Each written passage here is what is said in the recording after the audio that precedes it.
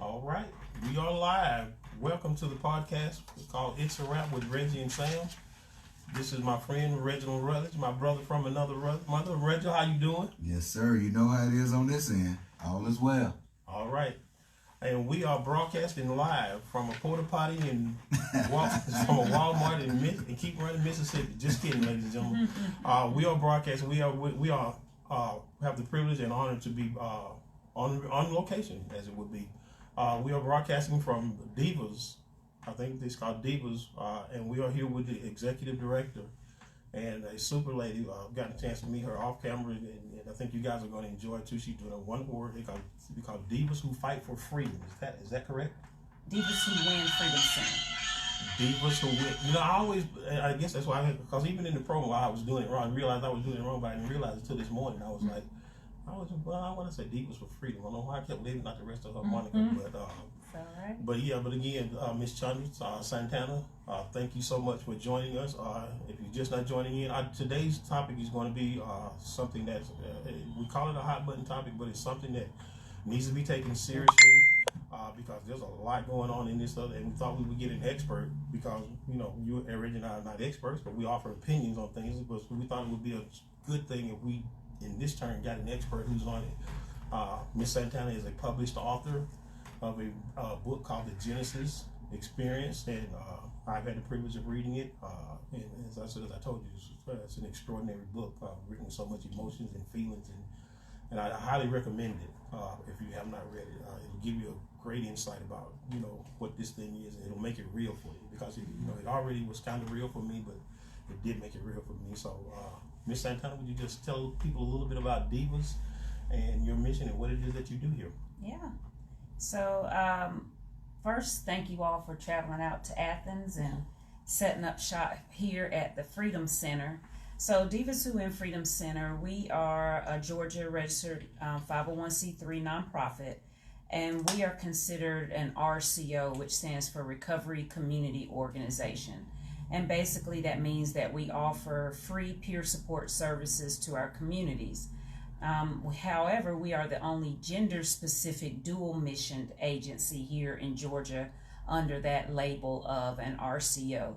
So our mission here at Divas is we create a safe space that destroys stigma and restores dignity to women who are overcoming addiction, prostitution, and sex traffic survivors. And we do that through peer support, which basically means that our team here at the Divas Center, we have lived experience in 1, 2, or all 3 parts of that mission.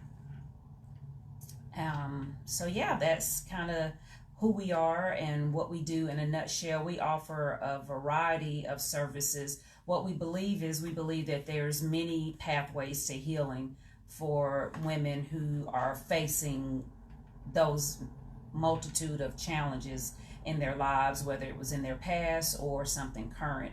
So we provide any possible way that a woman who's curious about recovery can link herself to it. So it may be through faith, it may be through traditional 12 steps. She may be a creative brain person, and it may be through the arts, it may be through exercise. So we just try to encapsulate as many different pathways to healing and recovery as possible under our roof. And we also go out into our community here in Athens, Georgia, and walk with our peers and talk with our peers and go inside the jails and just however we can make an impact and make a difference.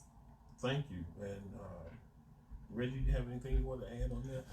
No, you gave us a tour of the facilities earlier, and you showed us some of the programs that you have and that you offer. Can you go over some of that for us again, please? Sure. Or for the audience? Yes. So if we were doing a virtual tour right now, so one of our rooms, so first we have the honor of having a home. Divas Who Win Freedom Center is not sterile. It's not like a clinical cold setting. We like for our ladies to feel like they're home in the moment that they walk through the door. So we try to create that atmosphere here, a sense of belonging. And we have a big training room downstairs, which allows us to hold up to 40 to 45 individuals in chairs for our larger meetings that are normally 12-step model down there. And then as you come upstairs, we have a creativity and arts lounge where women can just come and paint, or they can sketch, draw, color, write in their journals, whatever. It's just a creative space for them to do that. You don't need to make an appointment. As long as our center is open, you just drop in and do whatever it is you want to do here in the center. We have a self-care parlor, and what that room provides is a career clothing closet, because many times the women that we interact with, some of our peers are returning citizens, meaning they just got out of jail or recently released from prison, and they may be in a recovery residence here. So they come with very few resources. They get uncuffed by the sheriff and sent to their recovery home with the t-shirt and the blue jeans that they had on when they were arrested 90 days or 8 months ago.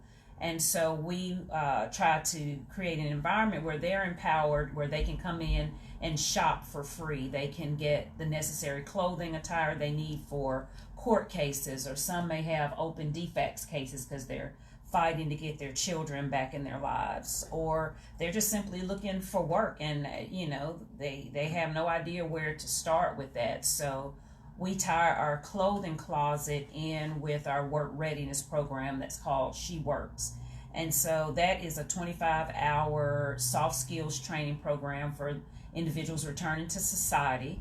And our peers can come here and get on computers, use them for free. They can scan, they can fax, they can print, whatever they need to do to find their self-sufficiency. So that's the self-care parlor upstairs, and there's makeup, there's flat irons, there's blow dryers, all the diva-like things that women may enjoy doing. Because you'd be surprised the beauty in conversation so it's really not about the flat iron or the lipstick and whatnot. It's about the connection and the conversation that's going on around those activities. So again, we're trying to make individuals feel at home. And then the room that we're sitting in right now for this production we call it our living room. So it's a more quaint, intimate, smaller setting for meetings that have 10 to 15 individuals. Just a lot of our trauma meetings happen in this room. And then back downstairs, our final room down there we call it our leisure service room. So there's a big screen TV on the wall. You can come. We're a safe space. Women who are looking for jobs, who are in other programs throughout the day and have a gap of time before they return back to their programs in the evening, they can come hang out, lay on pillows, watch TV. Pardon me. There's board games downstairs. It's just where people hang out and talk. And then our final area is our She Retreats Center, and that is currently under renovation. It will open up December the 16th. And in that space, we will offer yoga, Zumba, self-defense classes, and then it'll have a separated, dedicated room for massage and chiropractic work. Now, are there any costs for these services, or? They're not. So our center, we absorb all the costs. It's free. You don't pay for anything here in the center. We are partially grant funded. So the part of our mission that's specific to addiction, we are funded by Department of Disabilities and Behavioral Health here in Georgia. We were chosen as one of the first 17 pilot programs last year that fall under that RCO model. And so currently we are working towards getting funding specifically for sex trafficking. Wow. And that is basically what brought us here. When a co-worker of mine, shout out to Keith Lackey and his wife Michelle, you guys had went on I think it was Savannah. Yeah, you went down and you had some training called Training the Trainer, which I think was great because that means you have more avenues for people to be trained to go out and train other people, which is something that one of my organizations, the Hope for Xavier Foundation, that we're going to sponsor a couple of those.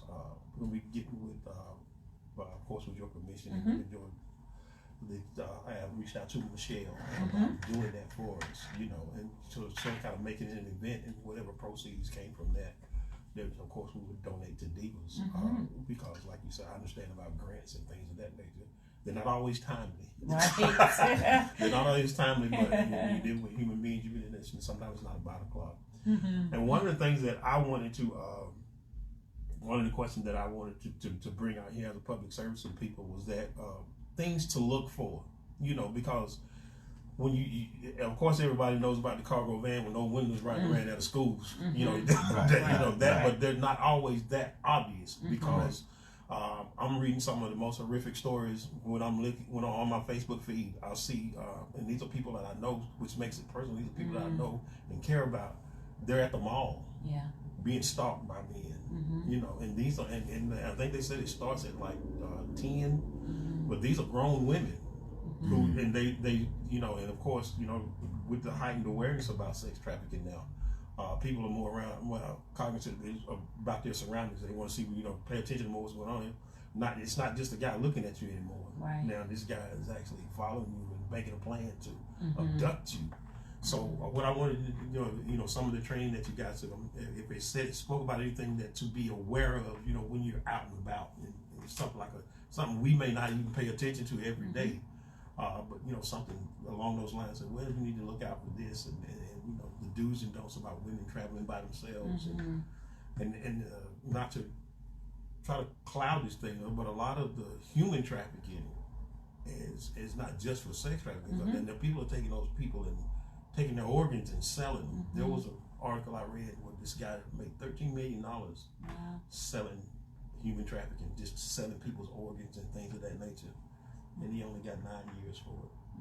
So, and that's why if you could speak to that about things that in your everyday life to be aware of when you're out and about. Absolutely.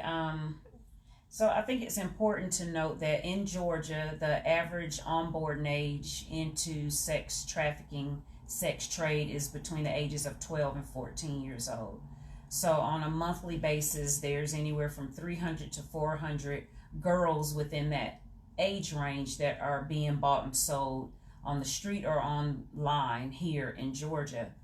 That's amazing. And statistics support the fact that the average, I don't like to use the word shelf life because these are girls and boys, and these are children, not pieces of fruit, but the average duration in this trade is about 7 years.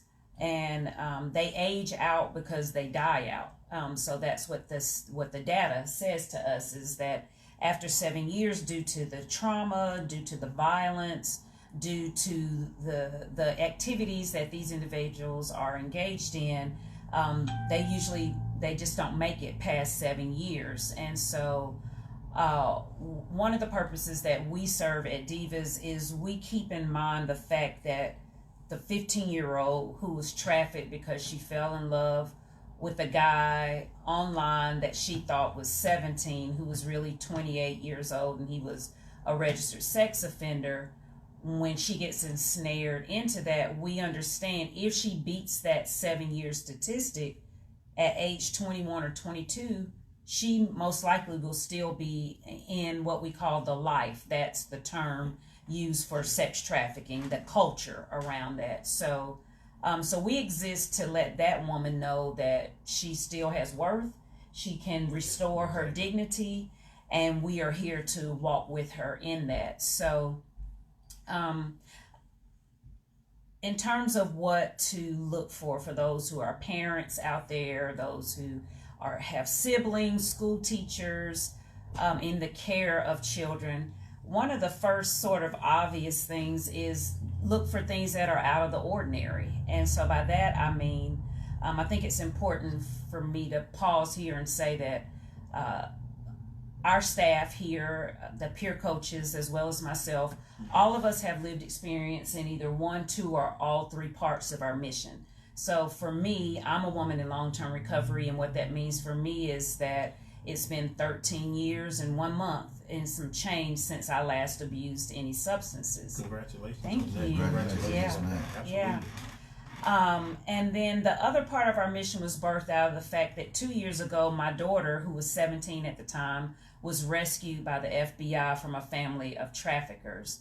And so I attribute first the fact that she came out of that situation as quickly as she did to God, and I give him the glory. I think it really was a miracle. Her situation is extremely uncommon, and but with that, it gave me the courage to add this to our mission. This organization was being birthed out currently when that situation happened, but it was only going to be around addiction. And so when my daughter survived, I felt compelled and that I had a duty that I owed a price I could not pay that had been paid for me. And so with that spirit in mind, I wanted to pay it forward to my community. So for me, one of the indicators, because I've done this work for 13 years, from the time I became clean and sober, October of 2006, when I graduated my program, I always gave back. I worked for that particular rehab for almost 10 years. And in that rehab, there's an organization in Atlanta called Out of Darkness. So about 25% of the women that we served in an intense treatment program were also sex traffic survivors. And so I learned a lot through that experience, and it gave me the heads up, so to speak, in terms of my daughter's situation. So for us, what was out of the ordinary was some really abrupt behavior. So my children were raised here in Athens. We lived, maybe 20 miles north of Athens at the time. And my daughter just was a country girl, a naive little girl. She knew nothing about the streets of Atlanta or didn't have friends there. I mean, she was, I think, 4 years old when we moved here to Athens. So when she suddenly and abruptly wanted to move to Atlanta because she said there was some type of job opportunity there, all of my antennas went up. I thought this overnight, like this just was a plan that came out of nowhere. And so abrupt behavior would be something. When I'm speaking to social workers and school counselors, I talk about things like the young ladies who are in foster care system and displaced and with temporary families and whatnot. We know that with that comes a lot of time financial barriers and pressures financially, and these children may not have a whole lot. And so the same school counselor that's working with this 13-year-old girl, and you notice how her hair may not be as trendy as some of the other students in the school, and she doesn't have on a pair of Air Jordans and things of that nature. And then all of a sudden she's got 2 new iPhones, and all of a sudden she's wearing 26-inch Remy weave, and just all these things that that kids are going after, and these are popular things. And all of a sudden you have a young lady that has acquired these things with nothing else changed in her life. She is not working, she still lives in the same foster home with 4 other foster children. And so some of those things are signs as well. But the sex trafficking industry, internationally, it is a $99 billion industry. Wow. And that number alone is just mind blowing, and that's tax free because they're not paying any taxes on it. Right. You see what I'm saying? Right. And I read some information that by Atlanta having the international airport, it allows a lot of the sex trafficking to take place because of the the in and out of people on a daily basis. And you wonder if that would probably be the case in New York and places like Miami and LA as well, where they got those big major airports and because and you see little stuff like this on the movies. Of course, it's not movies now, but it's real where people just grab somebody and go straight to an airport. They don't have time to tell anybody I'm in trouble, or nobody realizes that they're missing for a couple of hours, a couple of days. They run those type schedules, and when you see stuff like that, that is just frightening. And when I listen to you talk about divas, one of the things about, because it's personal for you, right? That so like it was with the Hope for Xavier Foundation for me. It's personal for me because my son has autism. Shout out to my son. It's Daisy's birthday. Happy birthday, Xavier Durant Hutchins, aka the Big Dirty. He turned 27 today. But what I'm saying is that when it's personal for you like that, you find within yourself things that you didn't know you had. You find a drive. You're never tiring, and of course people see you going through stuff that you won't see because you don't feel it, because your emotions are just you're running on 90% of everything is about emotions, about protecting that loved one and getting what you've done, and that's what I say. This book that you've written, you cannot read this book and not. And of course, there's no way for us to know exactly what you were going through, but you give such a depiction of what it was that you went through, because this is your daughter you're trying to save.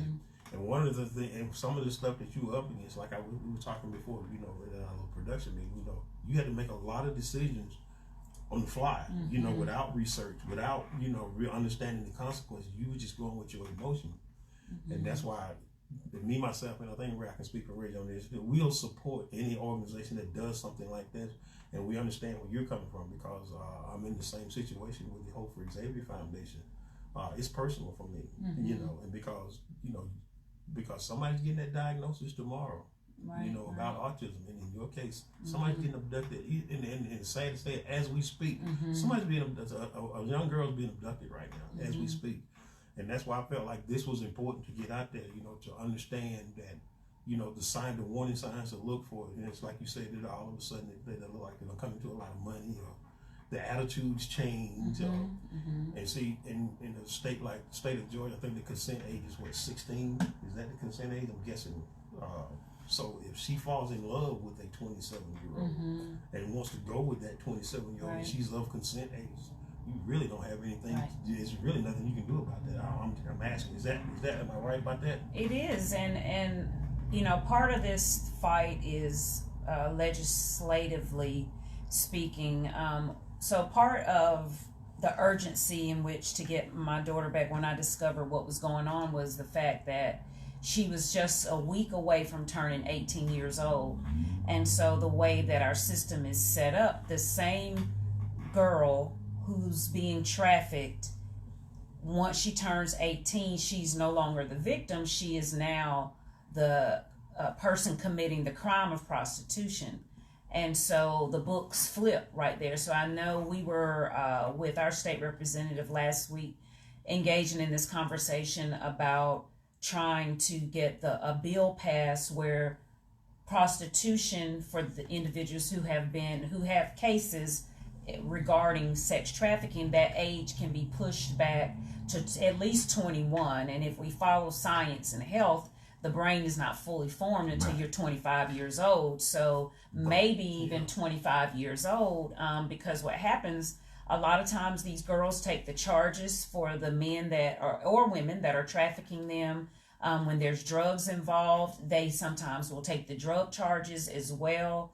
And so you have someone, if they're fortunate enough to get rescued out of sex trafficking, now they've got this laundry list of charges that connect them back to that life, that make the financial pressure of trying to create a future and go about goals, it makes it almost impossible. And so yes, that scenario with the 15-year-old fall in love with a 27-year-old had I recall. So the issue is so pervasive that it is gonna take a community, which is great what you all are doing, delivering this message just out there to the world. It happens too often. It's at such an alarming rate that one person. You know, as much as I love my daughter, as much I call it of the bulldog down inside of me, all of that. But had I been alone, it wouldn't have happened. I would not have been able to acquire the same results. And, you know, because when I put that number out there, $99 billion, so let's just go ahead and call it $100 billion. Imagine the sophistication that has to go behind something that's that lucrative. Which pretty much speaks to what I was talking about. There's, like I said, and you see it in the movies, and it had to come from somebody through that idea that I've seen. I forget what the name of the movie is. It's probably a good thing because I don't want to promote that kind of thing anyway. But I was looking, I didn't know it was that kind of movie because the title said something else, and then it wasn't sex trafficking. They basically just drove up, threw two girls in a van, and went straight to the airport. And you know, I don't understand how somebody didn't pay attention to that. But you know, and they I guess they drugged them or whatever. And they were kind of like, you know, out of it, so to speak, and didn't really had a bearings about themselves. The next thing you know, they're on a plane to somewhere on the other side of the world. You know, and again, you know, with them being out there, and again, this is not true. This is one of the true stories I see on the movie. But I just thought about that could actually happen, and it just speaks back to your point about the sophistication that has to go in.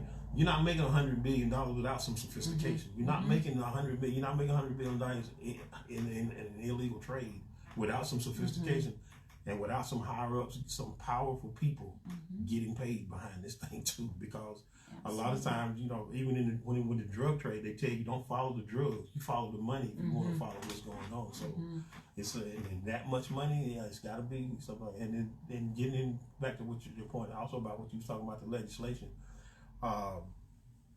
We've got to get back to being a voice for things like sex trafficking and human trafficking, things like this, because it's not just something we see on TV anymore. It's not something that's just random.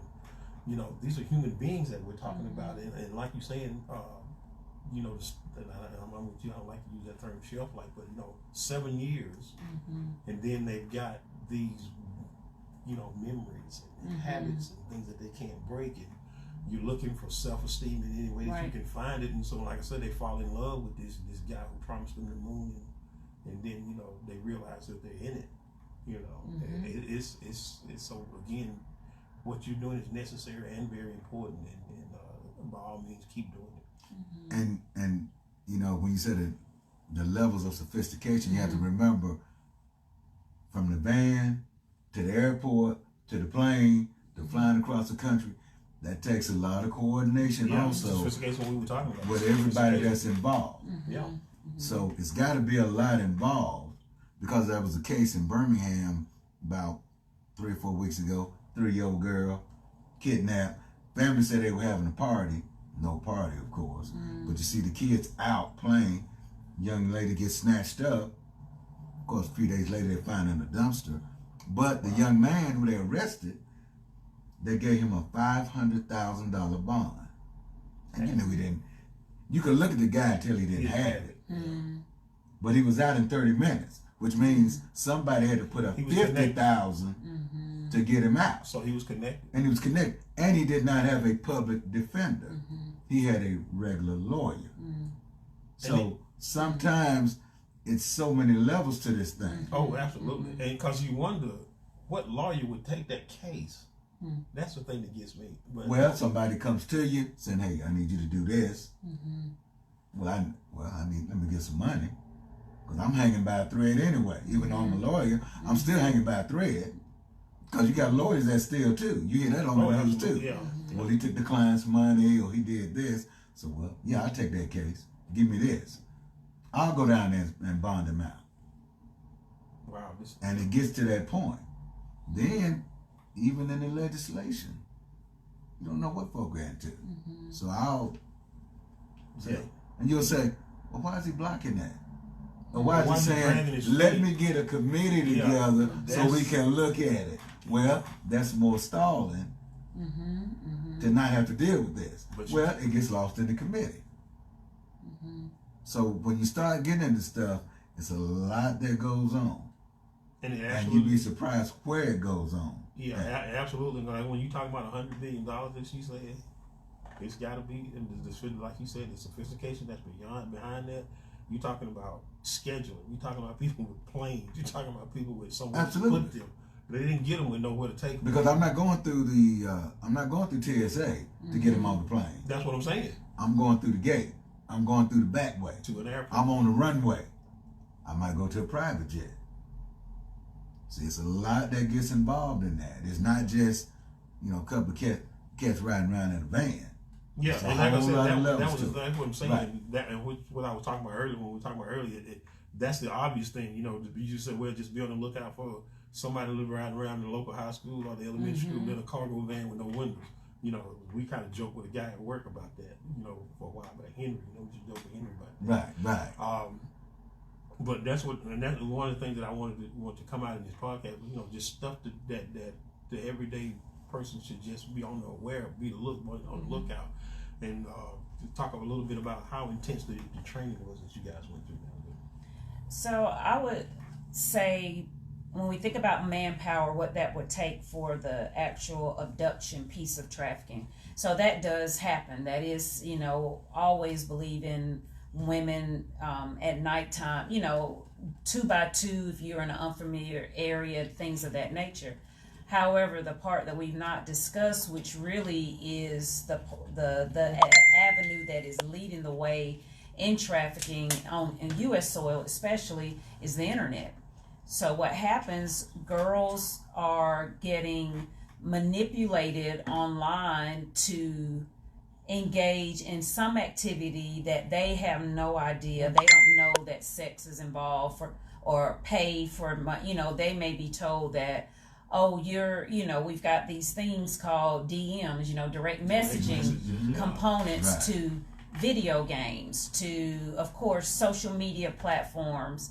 And if the average onboarding age is 12 to 14 years old, and I usually say this joke when I'm doing a training with women in the room, because I don't know what it's like for guys, but, we all remember being a 12-year-old girl in middle school, feeling so awkward. We call it the ugly duckling stage, that age of 12 to 14 when you're a girl becoming a woman and you're not the popular kid and whatnot. And so it's just a vulnerable time, that age 12 to 14. So let's give the case scenario. If you've got a young lady, she's 12 or 13, she is playing Candy Crush on her phone, or maybe she's snuck and got herself an Instagram account if it's something that her parents aren't in favor of, and in her inbox on occasion starts popping this cute little boy that looks like he's her age, just telling her, oh, I liked your pic when you were at the mall, I like this, because kids just put it all out there. So do adults now, at this point. And so behind the scenes, this relationship starts to build with this person who really is a 35-year-old pedophile, but online he's a 12-year-old middle school football player. And before you know it, as that relationship is building, then maybe he wants to have a picture that's a bit suggestive of her in her bikini or bathing suit or something like that. And then the next stage of that, we call it the grooming process, is now this is turned against her. And she's told him everything. This is 6 months later. She's told him about how her dad and mom are getting a divorce, and how it's so stressful, and she's got to go split custody and be at her dad's house. And so this trafficker is gathering all this very vital information about this young lady, and then it's presented against her. So, he's found out that her mom sings on the church choir. He's found out that she's home by herself till 8 o'clock at night because mom's working 2 jobs. And so now he's presenting these pictures back to her and saying, if you don't meet me around the corner at such and such motel or Starbucks coffee or wherever, then I'm going to show your mom these pictures. So then it can become blackmail. Right. And so there's just so many ways that this takes place, with social media being a very important part, because it's never presented for what it is. When my daughter was trafficked, first of all, she was recruited by a woman.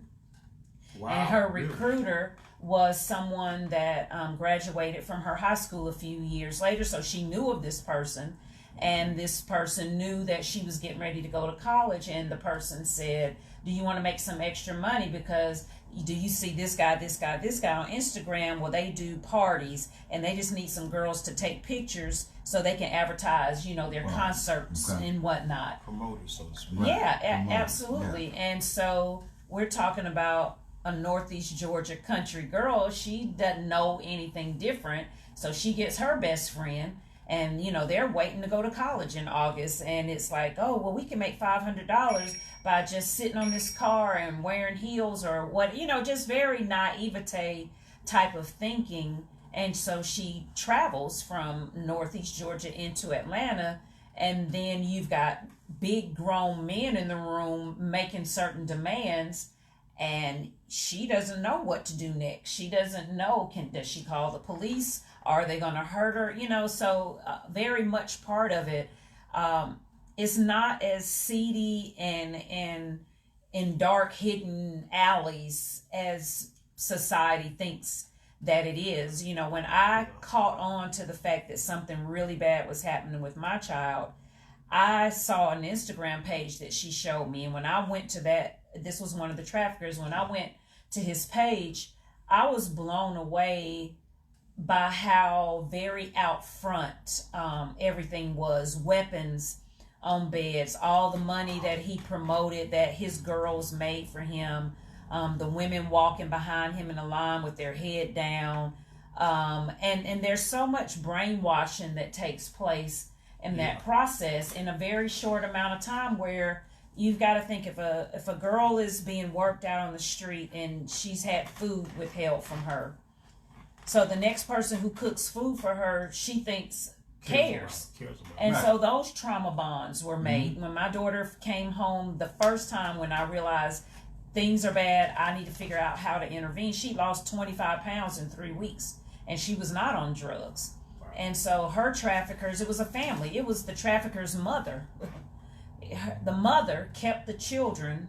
My daughter didn't have kids, but the girl she worked with did, kept the children while the girls worked Fulton Industrial Boulevard or worked the various hotels. And so mom became hero because every 3 days you could eat, and she was the person feeding them. So many things could be withheld and leveraged for control and manipulation, but just never underestimate the entryway of internet and how we as parents, we as well-meaning parents, good parents, cannot monitor all of that. We just can't keep up with technology on that level, and it's not that we walk around shaking in our boots that at any moment a trafficker is going to find my child. I mean, our family definitely came set up with some predisposed vulnerabilities. I've already disclosed I'm a person in long-term recovery, so I don't ignore that whatsoever, but that same vulnerability gave me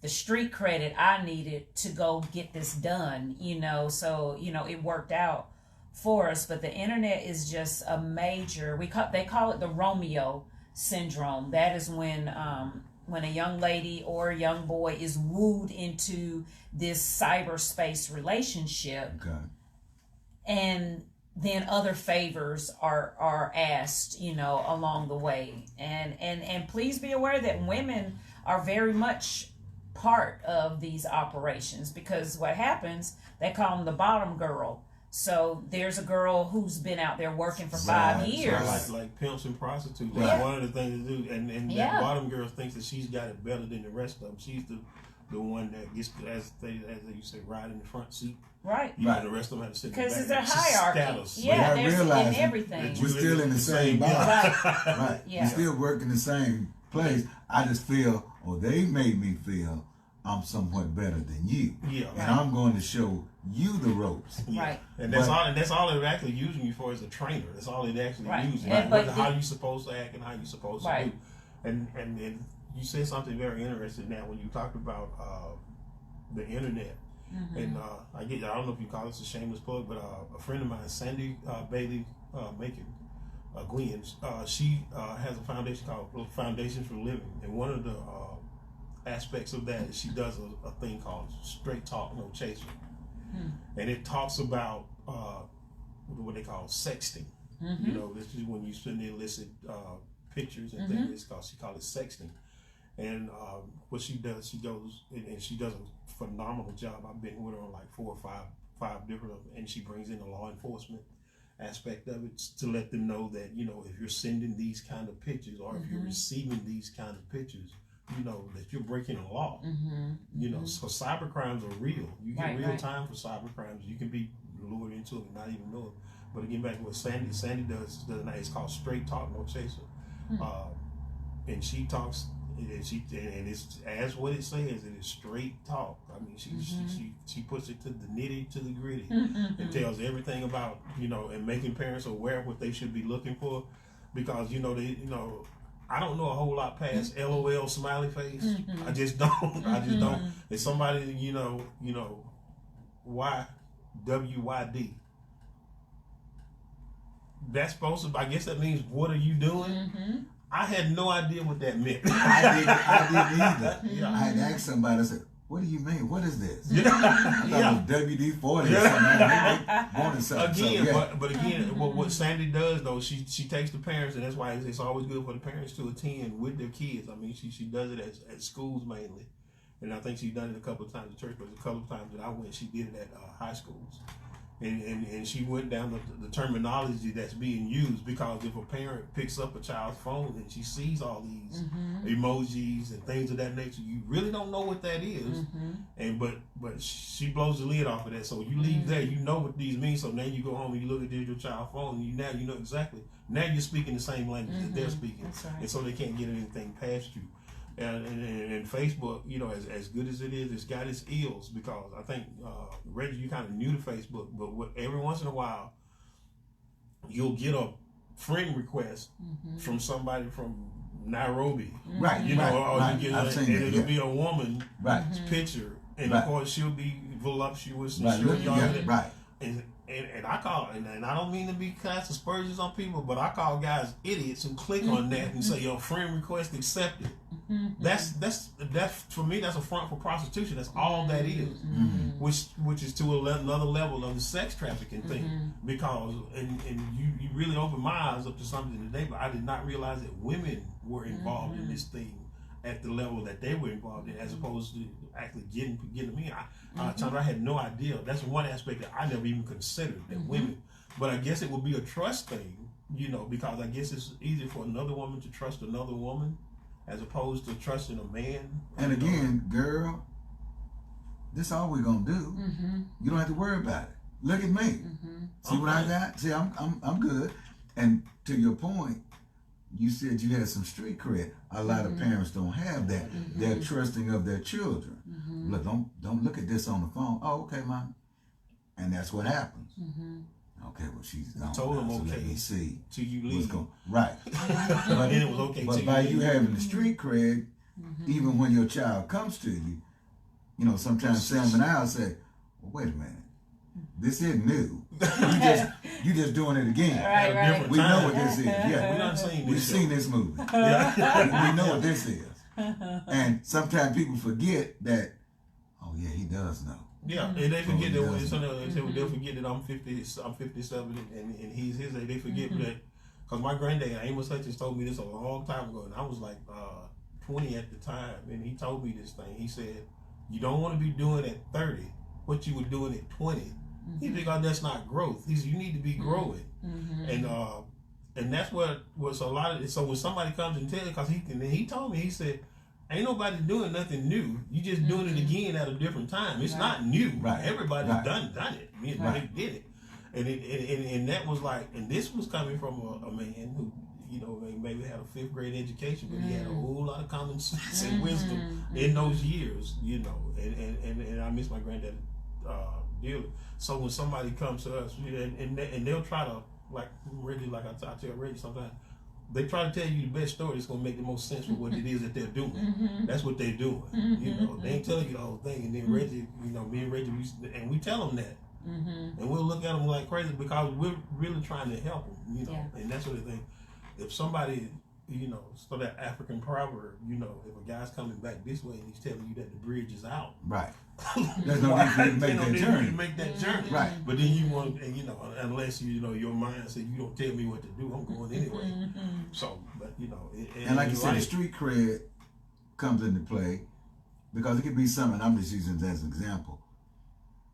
I'm 60, just turned 60, and I go to the doctor and all this.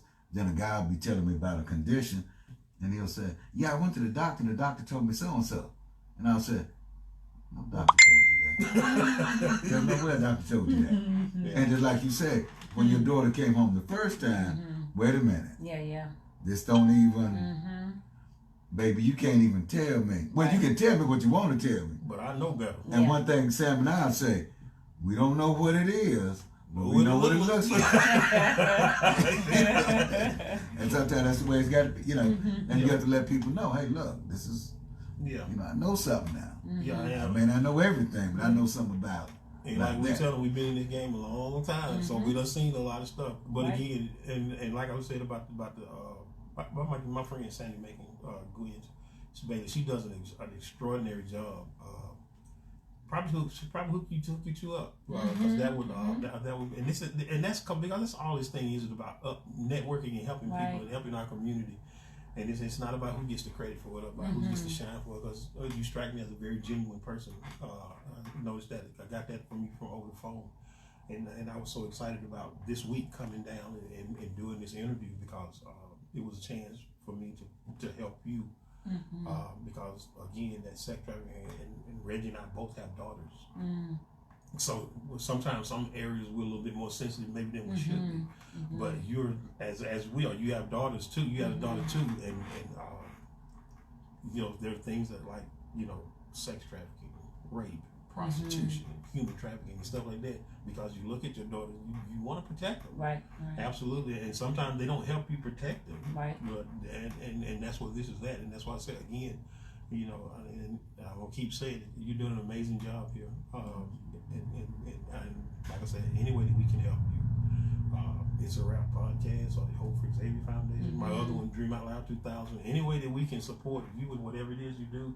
So with that being said, if you got like this upcoming event you want to promote, tell us a little bit about that because you sent me something I didn't quite get a chance to open it up.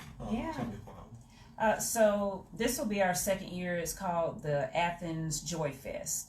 So this will be our second year having. It will be December 7th, and it's here at our center, and we'll have a canopy tent venue set up back, so it'll accommodate up to 125 people. So what Joy Fest is just what it sounds like. A season of joy, a night that we come together. During this season is really hard for women who are here in recovery. They are separated from their children most of the time. They may be mandated to these various drug programs and they're living away from home. They have very little resources in terms of money to travel back to wherever home is. And it can just be extremely depressing. I remember I checked into rehab on October 17th. So I was in rehab when both of my boys' birthdays happened in November as well as Christmas. And our rehab would go to town, to Walmart. That was like the big thing to get to do every Friday.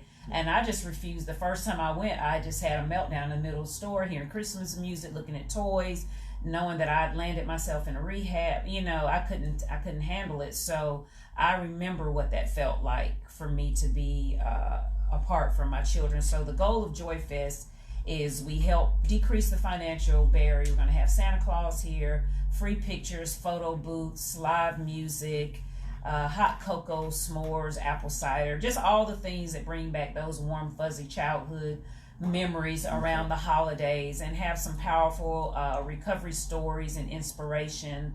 And, women, whenever we get an opportunity to dress up and feel fancy, we take advantage of it. So our self-care parlor will be wide open that day with some makeup artists volunteering their time. And from 4:30 to 7:30 we'll be here and just inviting community in to sit together and share together and just kind of relieve some of that holiday pressure, especially with single moms. It's just it can just be so difficult to try to make it through. And we're reaching out to community to get sponsors, to get some toys, a couple of Christmas trees, so that women can leave here with something, you know, in their hand to take with them after the event. Wow, good, and that's, I think that's great. And if scheduling permits, Reggie and I are gonna come down and maybe do a live broadcast from that. Okay. Too. Of course, we'll have to check our schedule. We work for a living, and sometimes we have to work on Saturday, so we don't get to come and do, so we can't really commit. But I would love to do that. If you could just give them the address too, as well. Okay. The address to Right. your facility, where it'll be too. It'll be at 645 Hawthorne Avenue, Athens, Georgia 30606. All right, good deal. And listen, guys, we went to bat for you guys. We got a call-in line, and nobody's called in. The call-in line is 470-569-0701.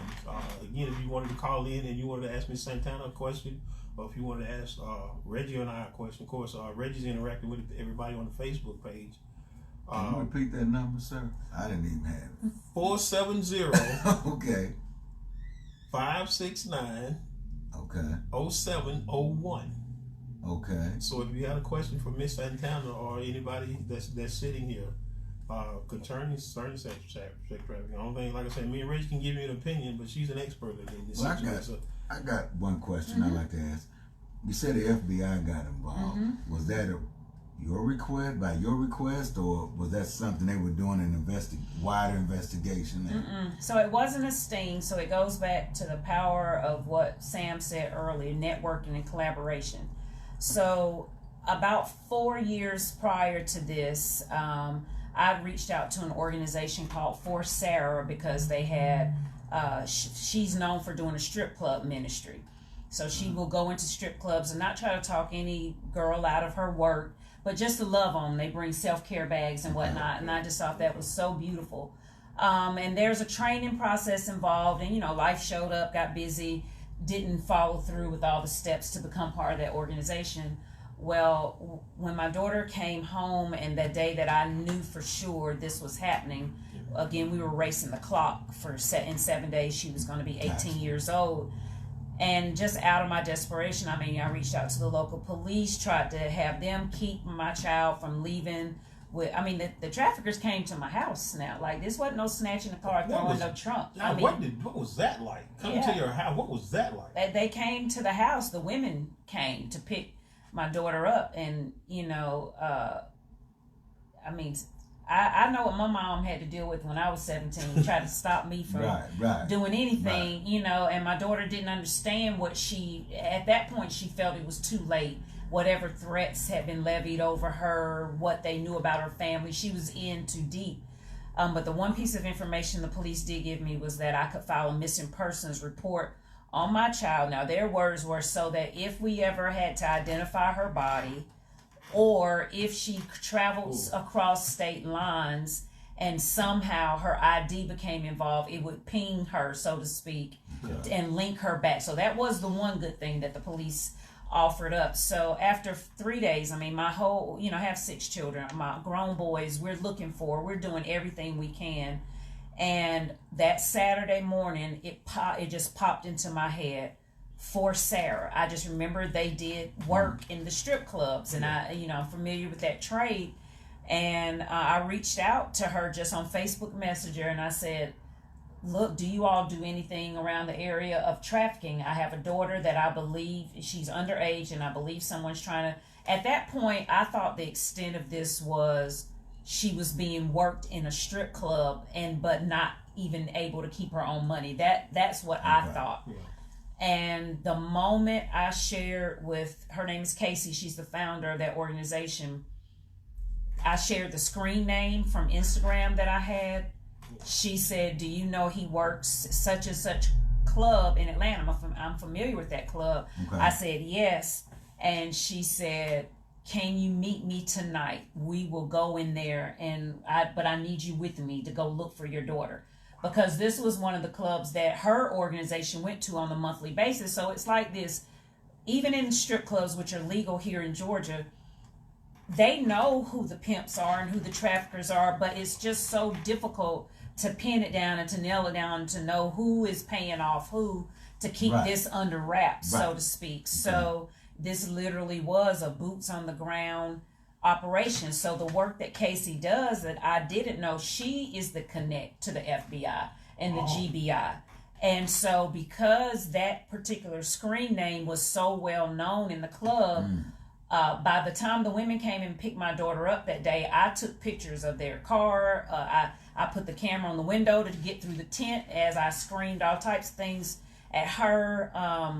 So Casey told me to meet at the club, and then one of my sons had pinged my daughter's location, and we knew where she was around 10 o'clock that night. We knew the general, we had narrowed it down to like a 1 block.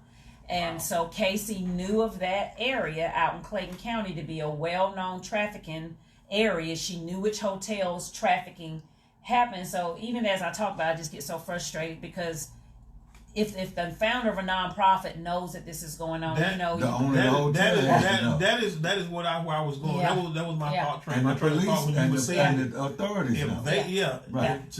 To even say that, how frustrating it has to be to say a known hotel or a known place for. They call them girl friendly. That's what the words are. Girl friendly. Girl friendly. You know, is it girl worker friendly? Is what they say. So Casey, she was the key to all of it. So because of her work, Casey's been doing this work for I think 7 or 8 years, and because she works with so many strippers who are not every stripper's in there of their own will. You know, a lot of them get picked up by a trafficker in groups, and they don't keep any of their money. They're being sold, and then they get sold doing side deals out of clubs.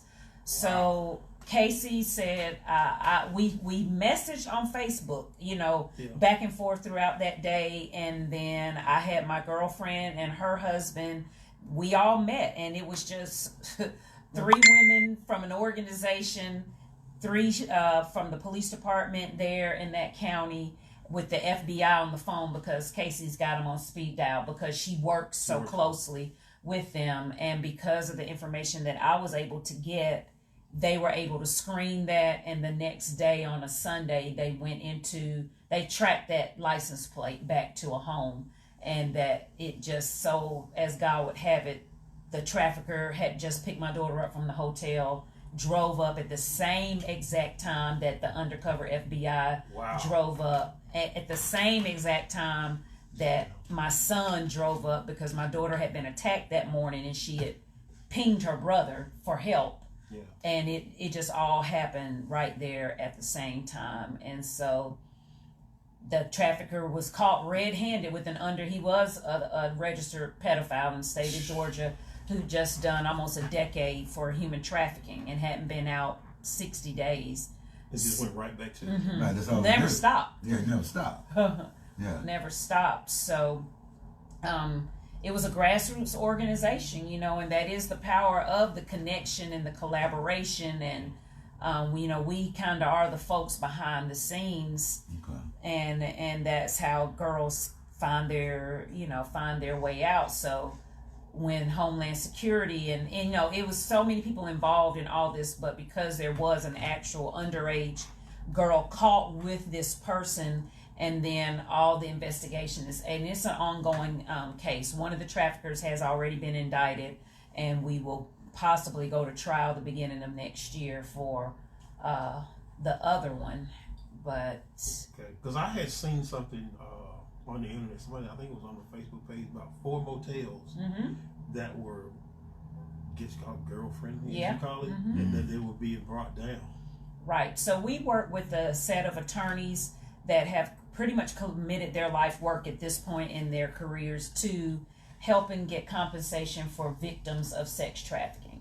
And so if I were to ask my daughter, where did she work? You know, there was a small percentage of time literally where she had to work the street and truck stops, but the bulk of the time was at hotels. And so she could list off to you 8 to 10 hotels in a 6-week period of time that she worked. So hotels are a major, that was the training we went to Savannah for. It's a major part of it, and a lot of times these are hotels that know full well what the 4 cases you're talking about. One of the hotel chains, that it was stated that one of the hotel workers sold lingerie from under the desk because the girls who worked the hotels would need, you know, those clothes. So, yeah, hotels are big. Well, we're getting ready to say goodbye to our anchor because, like we always say, our anchor audience, we're getting ready to say goodbye to you.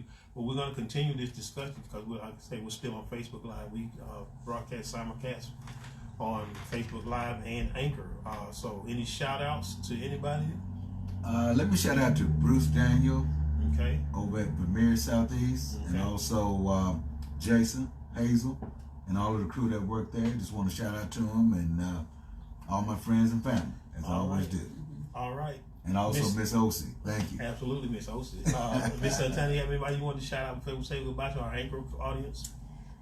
I would like to shout out to my eldest son who turned 28 yesterday. Oh, congratulations. Happy birthday. Yeah, he was a big part in my daughter's rescue. All the kids were, but he turned. I saw your son, you post about your son. I was like, oh, maybe they share the same birthday. So. Yeah, today's Xavier, my son Xavier's birthday is today. His sister's birthday is tomorrow. They were 5 years and 1 day apart.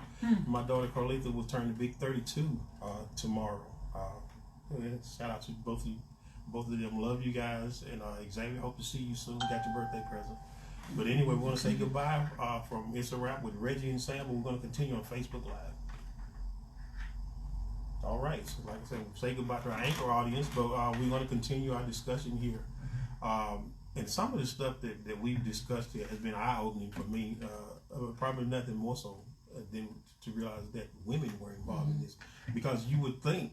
I guess I'm thinking from a logical standpoint, no woman would want another woman to go through what she went through, and I guess it gets back to what you were saying about the brainwashing that goes on, because now she's made it okay in her mind that this is the way it's supposed to be, or So you have to think about the women.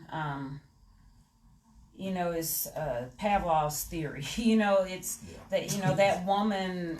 If she's being worked, as we say, working a beat and working truck stops, and that's hard work, and it's grueling work, and then maybe she works her way up to maybe beyond the 1-star motel, and then this is just not something they want to do always, so then it's the system is built that ways to where in her, the trauma bonds that my daughter created with the individual she was with, this was only a 2-month period of time. When she was rescued, she came out fighting and screaming, like literally fighting the FBI because of whatever had been put into her young, underdeveloped brain at that time. So imagine what that trauma bond looks like for someone that's got 2 years, 3 years, 5 years, 6 years in with their family. You know what I mean? They've built a family setting, so when the girl becomes out of the main pack, so to speak, in her mind, she's going to protect these girls who are new and need to learn the ropes. She's going to make sure that they don't get beat or raped and things of that nature. And so I've had to wrestle with that ambivalence that I feel inside of myself for the fact that there was a grandmother involved and there was aunties, but from what we learned, this was like 3rd generation of a trafficking network, Wow.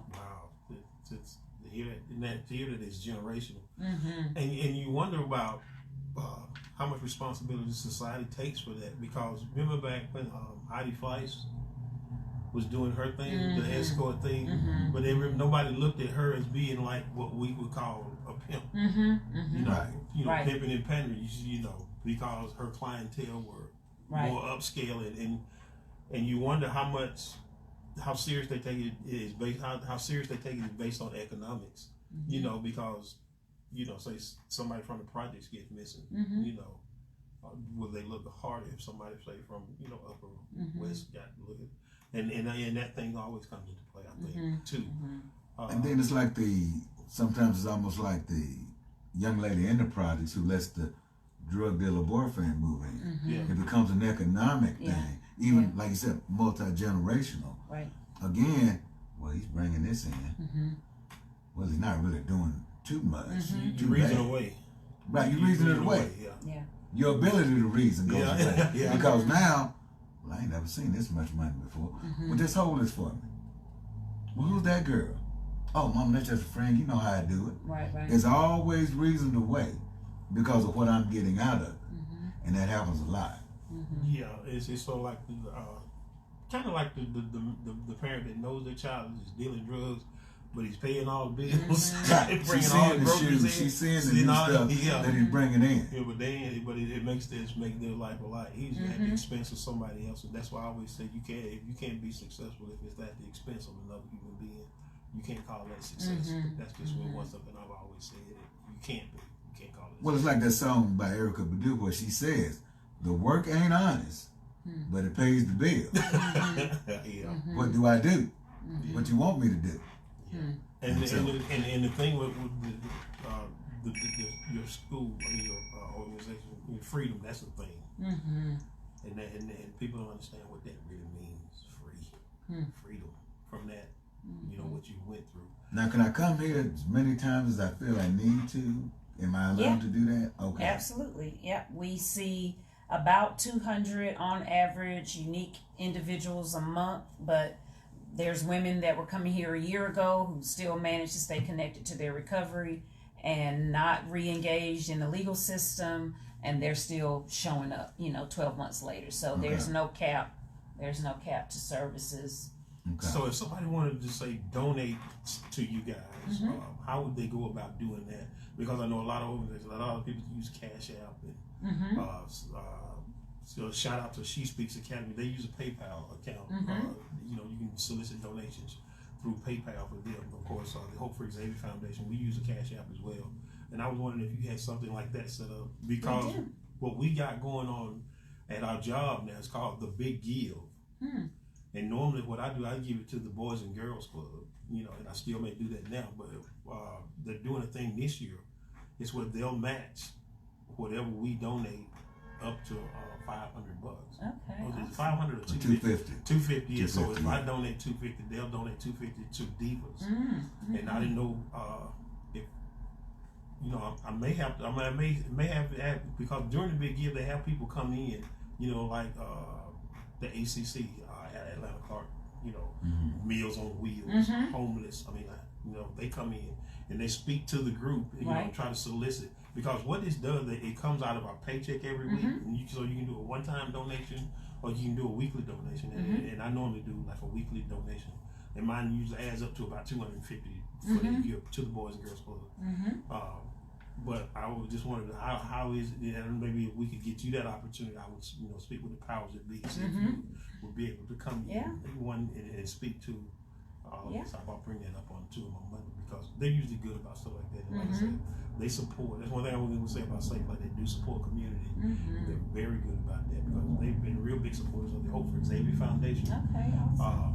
And like I said, the food bank here in Athens, they're doing that. But they used to have volunteer days. People would come down and actually Meals on Wheels. They would come down and prepare the meals. And some people would actually even go out with them to take them. But I think that would be something that you would be. Yeah, so we try to make it as accessible for those who want to give as possible. We have Cash App, Venmo, PayPal. All of those are Divas Who Win. And then our website, which is www.divaswhowin.org.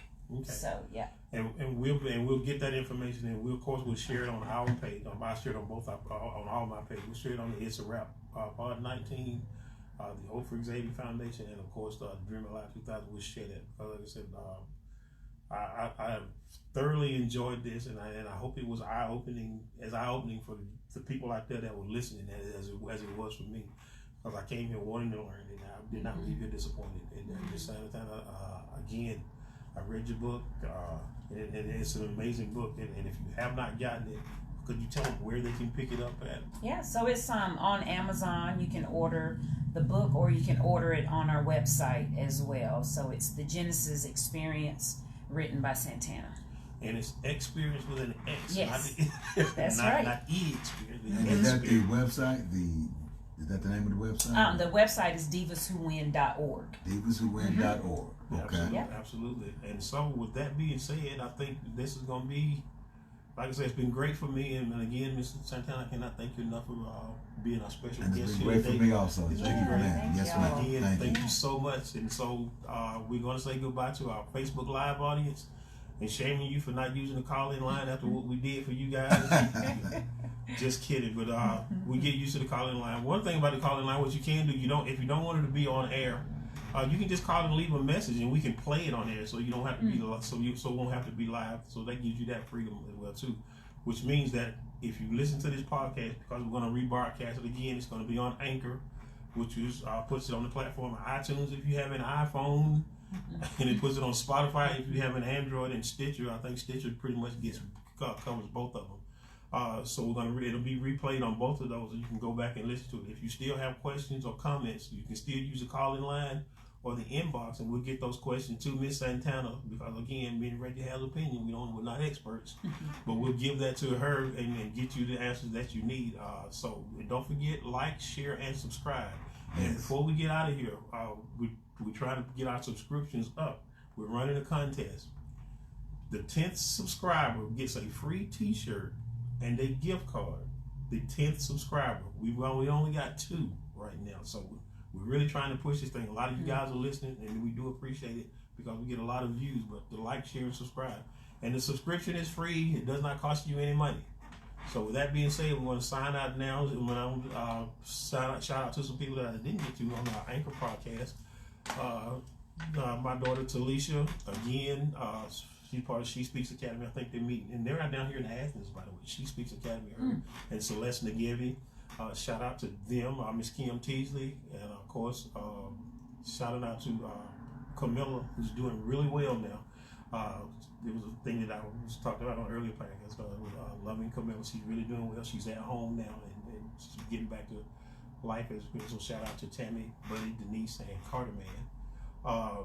And of course, like I tell everybody, we shouted all day, been putting it all over on Facebook. And we're tired of seeing Xavier Durant Hutchins, aka the Big Dirty. Happy birthday, son! See you soon. And for my daughter Carly, who will turn 32 tomorrow.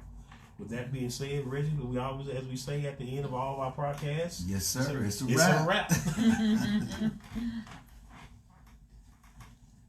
Just touch it.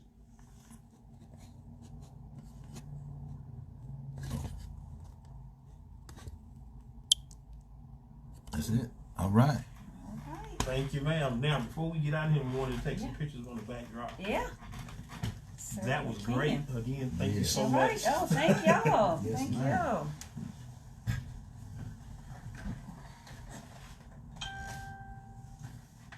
All right.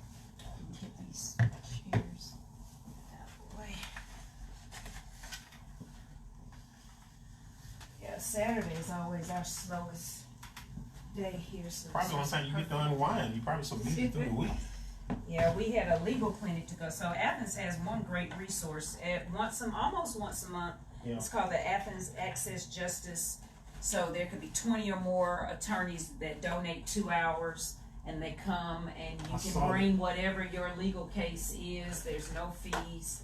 It's just a collaborative effort. So they're great. So we had that this morning. Okay.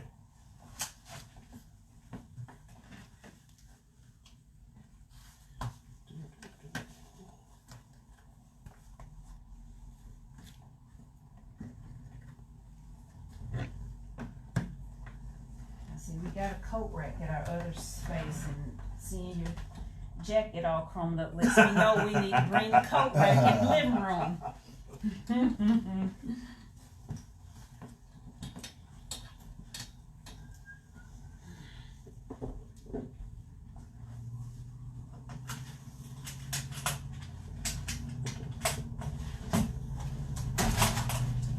thought it went pretty well. Yeah, fantastic. Well, beautiful. Beautiful. Very informative. Yes, sir. I got the fancy microphones and everything. Yeah. What time are you open all the time, or do you close, or do you lock up? Yeah, so we're open 10 a.m. to 8 p.m. Monday, Wednesday, Friday, and then Tuesday, Thursdays we're open 10 to 6, and then we're open the first and third Saturday of the month from 10 to 3. Okay. Yeah. So you'll be closing up in a minute then. Yeah. Yeah. Well, yeah. That's Yeah, it's an easy day. An easy day. We're just getting ready for this Joy Fest. We got that's lots December of 7th. yes. That's on a Saturday. A Saturday, yeah, from 4:30 to 7:30. Yeah, we'll Keith put is that gonna in. be Santa Claus. That ought to be interesting. I got his little vest just came. He hadn't even seen his little wig. Unless Michelle showed it to him yesterday, I don't know. Okay. Yes, ma'am. You want to take the table down first? Want to do that? Yeah. Okay. So, that's cool.